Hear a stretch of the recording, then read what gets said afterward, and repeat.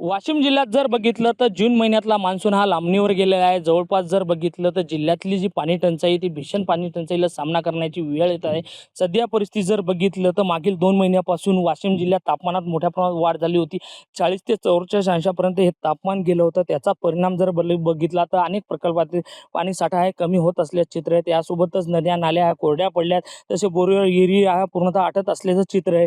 सध्याची परिस्थिती जर बघितली तर प्रकल्पामध्ये जे 160 लघु प्रकल्प आहेत, तसेच 2 मध्यम प्रकल्प आहेत। मात्र 160 लघु प्रकल्पापैकी 80 लघु प्रकल्प हे पूर्णतः कोरडे ठाक पडले आहेत। सध्या मी मालेगाव तालुक्यातील चाकातीर्थ या ठिकाणच्या लघु प्रकल्पात आहे। या ठिकाणी बघू शकतो आपण 0% पाणी साठा उपलब्ध आहे। विशेषतः म्हणजे आजूबाजूच्या शेतीला हे पाणी या प्रकल्पातून पाणी साठा होतो। मात्र हे सिंचनासाठी आता पाणी हा उपलब्ध नसल्याचे चित्र आहे। त्या परिस्थितीत जर बघितलं तर आजूबाजूच्या गावांना पाणी पुरवठाही केला जातो, जेणेकरून याचा जो पाणी पातळी आहे पूर्णतः वाढण्यात मदत होते। मात्र सध्या विहिरी आणि बोरी या पाणी साठ्यावर उपलब्ध होत्या त्या बिन आता पूर्णतः आटत असल्याचे चित्र आहे।